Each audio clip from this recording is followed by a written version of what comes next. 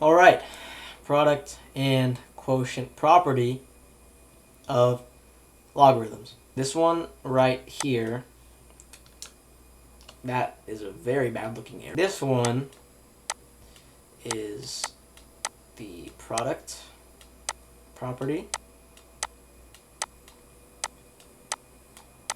Product property, shorten it to prop.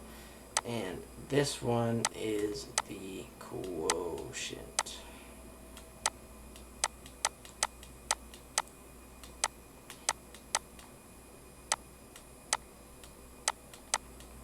Quotient property. So, product property is just saying if you have two logs added together, you can just multiply the inputs. You can just multiply the inputs and then just put the log with both the inputs multiplied together.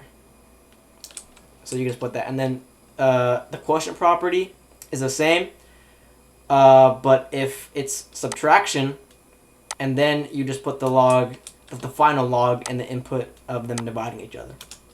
Now notice that each of these logs have a base of b. If you're using the product and quotient property of logarithms, the bases have to be the same in order for it to work. They have to be the same. So we're going to get into this. So let's start with a few problems that are actually on the 6.2.2 notes. So let's get into it. So this is our first problem. Notice all of the bases are 1/2. And we have the inputs of 4, 2, and 5. And these are all being added together. So what we would use here is the product property. And this states that we can just multiply these inputs together and then have our final answer. So if we wanted to just do this really simple, 4 times 2 is 8. So we know that that's 8. And then 8 times 5 equals 40. And then all the bases are the same. So you would just put log base 1/2 and put 40.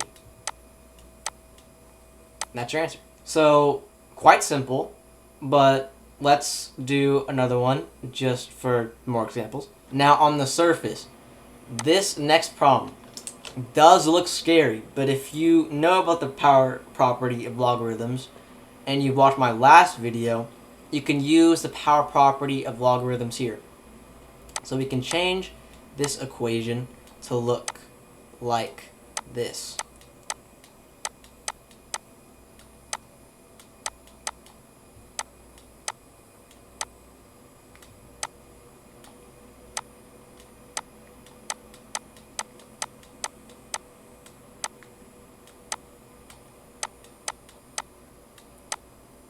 We can change the equation to look like this. Now that we have this, and they're adding together, remember they're adding together, and the bases are the same, they are both 5s, this is the power property of logarithms again. So we just get log of 5, and we multiply the inputs together. So then we have x to the power of 1/2 times x plus 1 squared, and then in parentheses. And simple as that. And now we're going to do one final example here. This one right here, log base 2 input m plus log base 3 input n equals what? Now they are adding together, but notice that the bases are not the same. We have a 2 and a 3. And the product property needs the bases to be the same.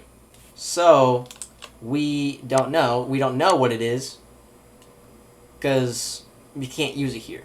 So now on to the quotient property. This is pretty much the same thing we've been doing. It's just with division instead. They are minusing right here. This is subtraction. So we just do, and the bases are the same, so we just do 120 divided by 2, which is 60. So log 3 of 60. So this is basically just the same thing. It's really easy, really straightforward. There's not much to explain. But as a final note, we have this monster. And according to the notes, apparently you can combine both of these into a single equation based off the answer that Shanlek provided, Mr. Shanlek, in the notes. So first of all, let's simplify this just a little bit to make this easier on ourselves. And also the bases, there's no base, so it's base 10, which, I mean, the bases are the same, so this does work, but the number of the base doesn't really matter. Plus, and then to simplify this, we can do log inputs are cubed. And then equals... What? Oh, I put 40. Okay, so let's just pretend this is a 4. Excuse my mistake. Anyway, if we do log 4 minus log 3, that's division. And you have 4 divided by 3, which the easiest way to write that is just to put 4/3. And then we have 4/3 times pi, so you can just put pi.